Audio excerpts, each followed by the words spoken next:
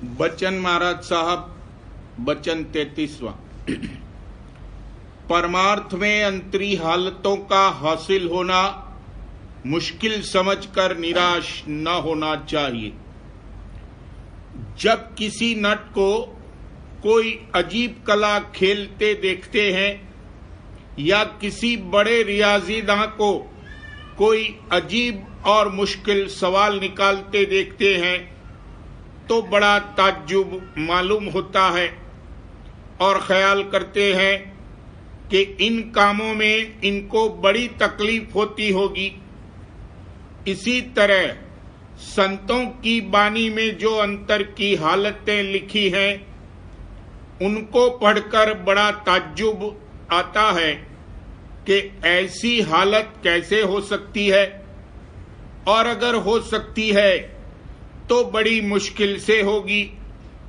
और ये ख्याल करके परमार्थ के कमाने से रुक जाते हैं। ये संसारियों का हाल है, और जो लोग के परमार्थ में शरीक होकर अभ्यास कर रहे हैं वो भी अक्सर इन हालतों को देखकर निराश हो जाते हैं कि ऐसी हालत का आना बड़ा मुश्किल मालूम होता है।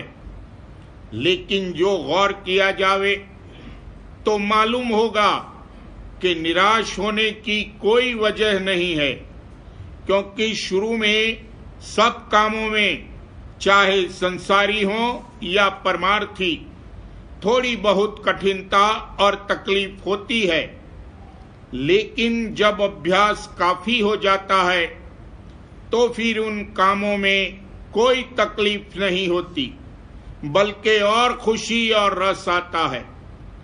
इस वास्ते चाहिए कि नेम से अभ्यास करता जावे, करते करते ऐसी हालत कि जिस पर पहले ताज्जुब आता था खुद ब खुद आ जावेगी।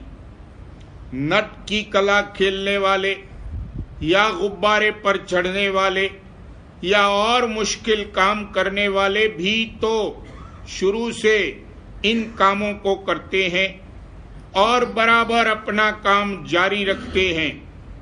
फिर जब उसका अभ्यास पूरा हो जाता है तब उनको इन कामों के करने में कोई तकलीफ नहीं होती।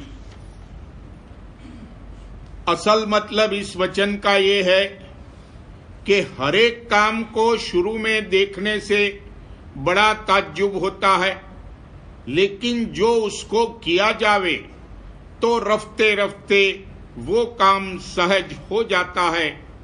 निराशता का आना परमार्थ में बहुत ही खराब है। इस वास्ते निराश हरगिज नहीं होना चाहिए, क्योंकि जो निराश हो गया वो कुछ नहीं कर सकता। जो शख्स के राधा स्वामी मत में शरीक हुआ है और इसके भेद को थोड़ा बहुत समझ लिया है तो उसको चाहिए कि अपना अभ्यास बराबर किए जावे और कभी निराश न हो। 1, 2, 3 हद 4 जन्म में उसका काम जरूर पूरा बन जाएगा। और परमार्थी की जितनी हालतें बानी में दर्ज हैं वो सब आप ही आप आती जावेंगी। परमार्थी को चाहिए कि चंद संयम जो बहुत जरूरी हैं जरूर करे, क्योंकि बगैर इन संयमों के परमार्थ की तरक्की नहीं हो सकती। अव्वल ये है कि खान पान का बहुत ख्याल रखे। जो चीजें की ज्यादा ताकत वाली हैं, मसलन घी, मेवा वगैरह, उनका ज्यादा इस्तेमाल न करे, क्योंकि इनसे शरीर ज्यादा पुष्ट होता है और जब शरीर में ज्यादा ताकत आवेगी तो जरूर मन चंचल होगा और नई नई बातें करने को दिल चाहेगा और इस कदर तरंगें जबर उठेंगी कि उनको न रोक सकेगा और न अभ्यास में बैठ सकेगा। अलावा इसके जितनी भूख हो उससे 2-3 ग्रास कम खाना चाहिए और मामूली हल्का आहार खाना चाहिए, मसलन दाल, रोटी, चावल और 1 या 2 तरकारी। और अभ्यास करने वाले को हर एक शख्स का खाना बेतकल्लुफ ग्रहण नहीं करना चाहिए, क्योंकि जो भेख के इधर उधर का खा लेते हैं तो उनके मन और शरीर बड़े चंचल और जबर हो जाते हैं। दूसरे, संग का संयम भी करना चाहिए।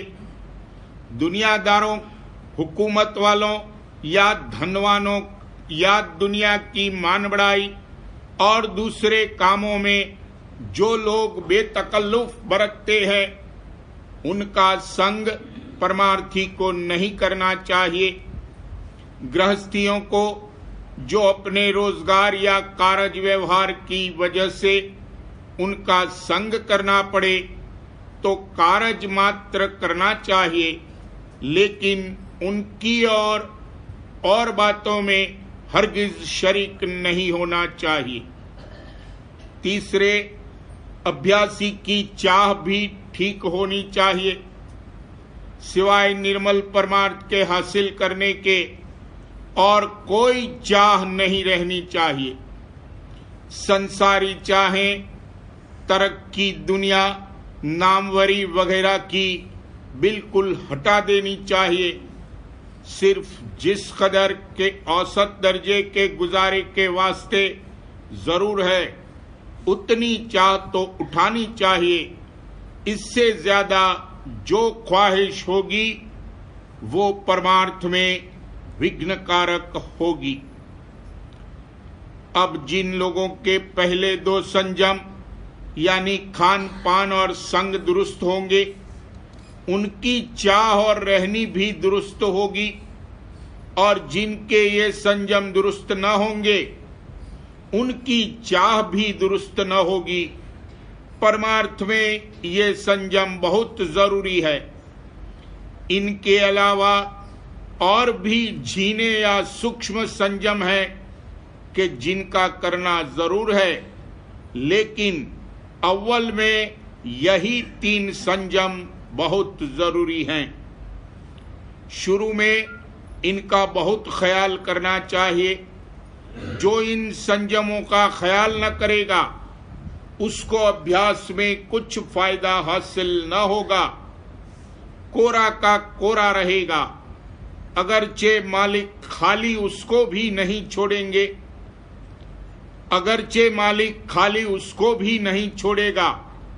लेकिन उसको कष्ट और दंड सहना पड़ेगा। संसारी चाहें और बंधन आहिस्ते आहिस्ते दूर करते जाना चाहिए और फिर परमार्थी चाहें भी घटानी पड़ेगी, यानी उसकी ऐसी हालत हो जाएगी कि किसी परमार्थी काम में भी बहुत पकड़ नहीं रहेगी। जो इन संयमों को करेगा, उसका परमार्थी रास्ता सुखाला चलेगा, वरना तकलीफ उठावेगा। कुल चाहों से इसका चित्त उपराम हो जाना चाहिए और जो कुछ मौज से ज़हूर में आवे, उसमें इसको कुछ दुख सुख न व्यापे, यानी कमाए हुए बैंत की तरह इसका मन हो जावे कि जिधर चाहो उसे मोड़ लो।